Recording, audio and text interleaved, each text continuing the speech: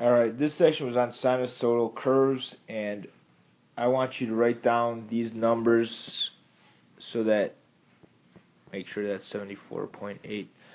Write down these numbers because we probably will come back here to take a look at it, but if you have the numbers in front of you, it's probably going to be a little bit easier. Alright, and you can put these numbers into your calculator for L1 and L2 if you're working with the calculator. We're going to do it by hand, and we're going to do it with the calculator.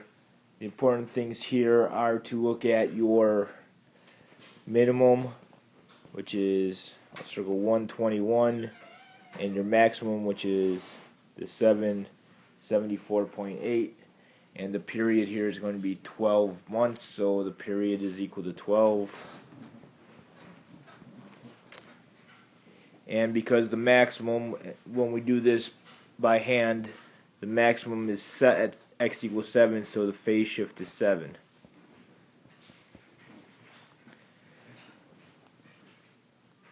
Taking a look also, we want to see what the middle is, so what we're going to do is we're going to have to add, to get the middle or the vertical shift, we're going to add 21 plus 74.8 divided by 2. So the middle is going to be 47.9, and the amplitude is going to be the difference between my maximum and my middle. So separate that. 78.8 minus 47.9 is 26.9. Alright, so since we're doing it where we're starting with the maximum, we're going to use cosine. And so we got 26.9 cosine. Wait a minute, one of these numbers is wrong. The vertical shift was supposed to be 47.9. So that's going to come at the end.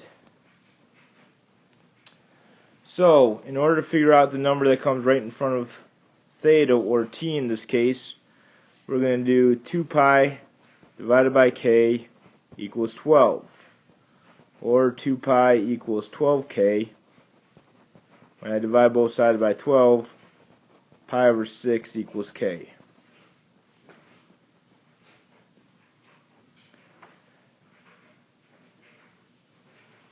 And then we're going to do pi over 6 times theta. Well, in this case, the phase shift is 7, so we got plug in the 7 plus c equals 0. What's pi over 6 times 7? 7 pi over 6. We subtract it to the other side, and c is negative 7 pi over 6. And this is our entire equation that we can use to gather any of our information.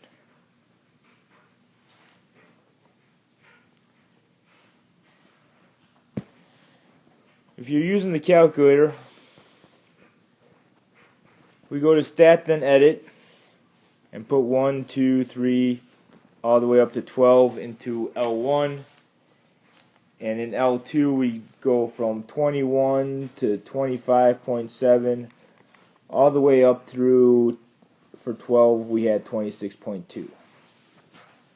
So in order to get the equation, we're going to do Stat, move over to Calculate, down to letter C, which says SINREG, which stands for the sine regression.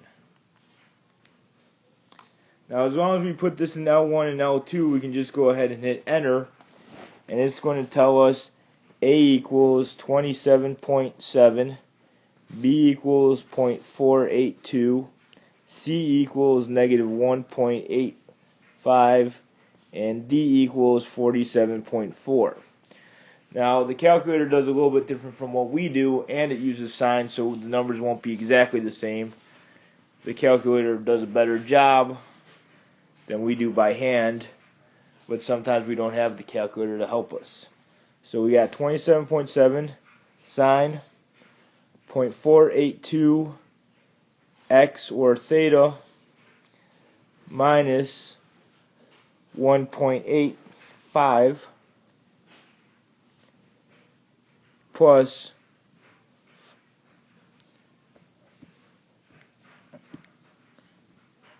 plus 47.4.